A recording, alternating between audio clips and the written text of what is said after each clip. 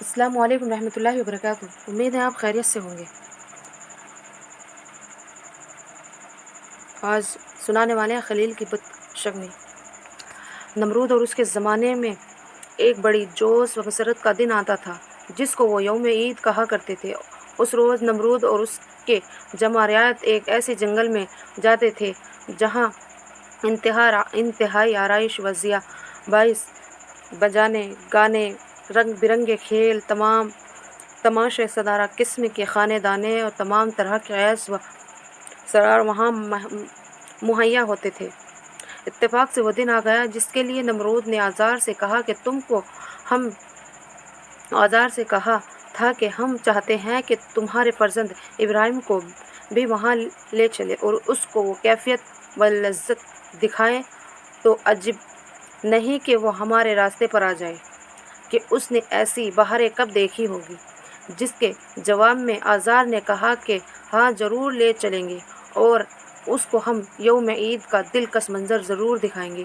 چنانچہ یہ بات طے ہو گئی اور وہ عید کا دن جب آیا تو شہر میں صبح سے ہی ایک دھوم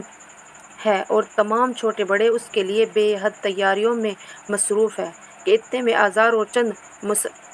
مصاحب شاہی حضرت ابراہیم علیہ السلام کے پاس آئے اور پیام نمرودی سنایا کہ چلو یوم عید کی سیر میں تمہارا بھی بلاوا ہے، اور نمرود نے حکم دیا ہے کہ ابراہیم ہمارے ساتھ چلے اور وہاں چل کر عجیب سیر و تماشا دیکھے، جن کا جواب جناب خلیل اللہ نے فوراً انہیں دیا۔ جسے معبود فرماتا ہے فَنَظَرَ نَظْرَةً فِي النُّجُومِ فَقَالَ إِنِّي سَقِيمٌ، یعنی مولا فرماتا ہے کہ ابراہیم نے ستاروں کی طرف دیکھا اور پھر لوگوں سے کہا کہ میں بیمار ہوں۔ فَتَوَلَّوْا عَنْهُ مُدْبِرِينَ، یعنی ابراہیم سے یہ جواب سن کر وہ لوگ اپنی عیدگاہ چلے گئے اور چلتے وقت نمرودی شاہی بت خانے کی کنجیاں آزار اپنے فرزند ابراہیم کو سپرد کر گئے۔ آپ نے بسم اللہ کہہ کر بت خانے کا قفل کھولا اور اندر جا کر شاہی بت خانے کی سیر دیکھنی شروع کی۔ چنانچہ صاحب معلم تنزل لکھتے ہیں کہ اس بت خانے میں 72 بت تھے، 72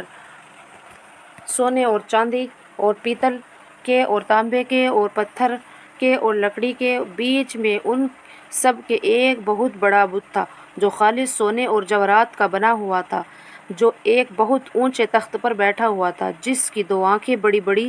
2 گوہر شاہی کی بند ہوئی تھی۔ جناب ابراہیم خلیل اللہ علیہ السلام نے ان سب کو بغور دیکھا اور اپنے دل میں کہا کہ یہ وہی بت ہے جو میرے معبود کے علاوہ پوجے جاتے ہیں، یہ وہی مخلوق ہے جن سے خالق کا کام لیا جاتا ہے، یہ وہی گونگے اور بہرے ہیں جن کی پوجا کی جائے، سمیع علیم کے ہوتے ہوئے جاتی ہے۔ یہ فرماتے ہیں اور انتہائی غضب میں بھرتے چلے جا رہے تھے، یہاں تک کہ آپ جوش میں بھر گئے اور بڑی بھاری تیشا اٹھا کر لائے اور ایک سر سے ان کا صفایا کرنا شروع کیا، جس کو اللہ پاک اپنے کلام میں فرماتا ہے فَجَعَلَهُمْ جُذَاذًا إِلَّا كَبِيرًا، یعنی ابراہیم خلیل اللہ جب ہمارے جوش توحید میں ازر خود رفتہ ہوں گے تو انہوں نے تمام بتوں سے کہا کہ اللہ تَأْكُلُونَ مَا لَكُمْ لَا تَنطِقُونَ، یعنی تمہارے سامنے یہ طرح طرح کے کھانے چنے ہوئے ہیں، تم انہیں کھاتے کیوں نہیں اور تم منہ سے کیوں نہیں بولتے؟ پھر آپ نے ایک کہی نہ 2 تمام بتوں کا چورا کر دیا اور سب سے بڑے بت کو اس غرض سے رہنے دیا کہ لوگوں کو گمان اس کی طرف ہو۔ چنانچہ وہ تیشا جس سے سب بتوں کا ستراؤ کیا تھا وہ بڑے بتوں کے کندھے پر رکھ کر اور بت خانے کا قفل لگا کر اپنے مکان پر تشریف فرما گئے۔ جب شام ہوئی اور نمرود بت پرستی اپنے عیدگاہ سے واپس آئے تو دیکھا نمرودی بت خانے ایک میلہ بنا ہوا ہے جسے دیکھ کر سخت حیرت زد ہے اور آپس میں کہتے ہیں من فعل هذا بآلهتها انه لمن الظالمین، یعنی ہمارے خداؤں کی ساتھ یہ کس نے گستاخی کی اور وہ کوئی بڑا ہی ظالم تھا جس نے ایسا کیا۔ اللہ تعالیٰ فرماتا ہے کہ ان میں سے بعضے بولے سمیعن فتان یذکرہم فقال له ابراہیم، یعنی وہ نوجوان لڑکا جس کو ابراہیم کہتے ہیں، ہم نے اس کو ان بتوں کے خلاف تذکرہ کرتے سنا ہے۔ پھر معبود فرماتا ہے کہ وہ نمرود لوگ بولے قالوا فاتی به علی اعینہم الناس لعلہم یشہدون علی اعین الناس لعلہم یشہدون، یعنی ابراہیم کو یہاں سب لوگوں کے سامنے جلدی لے کر آؤ تاکہ سب لوگ اس سے معلوم کرے اور اس کی گفتگو کے سب گواہ رہے۔ القصہ ابراہیم خلیل اللہ در دولت سے بلائے گئے اور ان سے نمرودیوں نے دریافت کیا کہ جسے اللہ تعالیٰ فرماتا ہے قالوا انت فعلت ھذا بآلہتنا یا ابراہیم، اے ابراہیم کہاں تمہارے خدا کے سامنے تم نے یہ حرکت کی ہے؟ اے ابراہیم کیا ہمارے خداؤں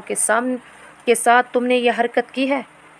جناب خلیل اللہ نے جواب دیا قال بل فعلتہ کبیرہم ھذا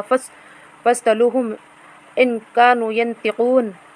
لوگوں مجھ سے نہیں بلکہ اس سب سے بڑے بت سے دریافت کرو، شاید بڑے نے ایسا کیا ہو، اگر یہ ٹوٹے ہوئے بت بول سکتے ہو تو ان سے دریافت کرو کہ تمہارے ساتھ کس نے ایسا کیا۔ پھر آپ نے فرمایا کہ لوگوں میرا خیال ہے کہ اس بڑے بت کو اس بات کا رشک آیا ہوگا کہ مجھ بڑے کے ہوتے ہوئے یہ چھوٹے چھوٹے بت کیوں پوجے جاتے ہیں، بس اس لیے اس بڑے نے چھوٹے کا صفایا کر دیا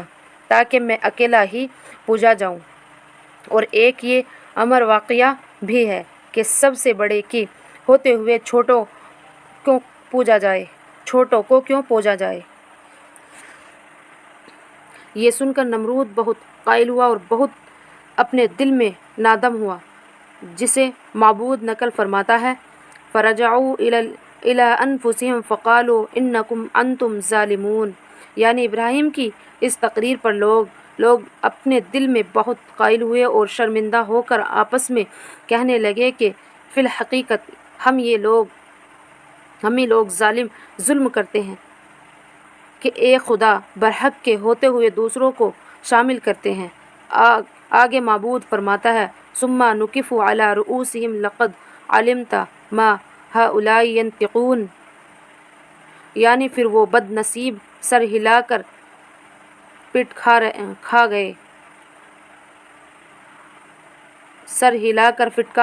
کھا گئے اور ہمارے بندے خلیل سے کہنے لگے ابراہیم تمہیں معلوم ہے کہ یہ بت بولا نہیں کرتے۔ قال افتعبدون من دون اللہ ما لا ينفعهم شیئا ولا یضرهم، یعنی حضرت ابراہیم نے کہا کہ پھر تم ان ایسوں کو پوجتے کیوں ہو جو نہ منہ سے بولتے ہیں، نہ سر کھلاتے ہیں اور نہ تمہیں کسی قسم کا نفع دے سکتے ہیں اور نہ نفع پہنچا سکتے ہیں۔ اف لکم ولما تعبدون من دون اللہ افلا تعقلون، یعنی ہم تم پر اور ان پر جن کو تم سوائے خدا کے پوجتے ہو، کیا تم اتنا نہیں سمجھتے؟ یہ سن کر وہ بد نصیب آگ ببولا ہو گئے اور فوراً نمرود کو موقع پر بلایا جس نے سب کیفیت سن کر اور غضب میں آ کر حکم دیا جس کو معبود نقل فرماتا ہے قالوا حرقوا ونصروا آلہتکم ان کنتم فاعلین، یعنی نمرود اور اس کے ساتھی جلا اٹھے کہ اگر تمہیں کچھ کرنا ہے اور اس کا بدلہ لینا ہے تم ابراہیم کو آگ میں جلا دو اور اپنے معبود کی مدد کرو۔ اوحی اللہ تعالی الی بنیہ ابراہیم علیہ السلام یا ابراہیم انک لی خلیل، یعنی اللہ تعالیٰ نے حضرت ابراہیم علیہ السلام پر وحی نازل فرمائی کہ اے ابراہیم تم ہمارے خلیل ہو اور ہمارے خلیل ہو اور ہم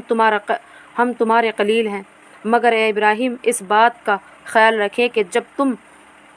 جب ہم تمہارے دل کی طرف نظر ڈالیں تو وہاں کسی غیر کو نہ پاوے۔ اگر ایسا کرو گے تو پھر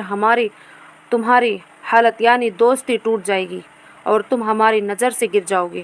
نیز میں ایسے بندے سے محبت کرتا ہوں کہ اگر آزمانے کے لیے اسے آگ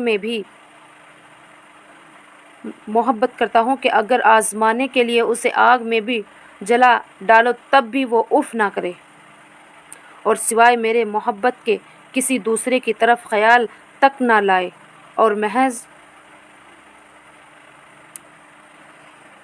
ماشاء اللہ اگر کوئی غلطی ہوئی اللہ تعالیٰ معاف کرے، بولنے میں پڑھنے میں، اور اللہ تعالیٰ معاف کرے۔ اللہ تعالیٰ ہم سب کو نماز کی توفیق عطا فرمائے، اپنے نبی کی سنتوں پر چلنے کی توفیق عطا فرمائے، آمین ثم آمین۔ السلام علیکم رحمۃ اللہ وبرکاتہ۔ ویڈیو کو لائک کریں، شیئر کریں اور کمنٹ کریں۔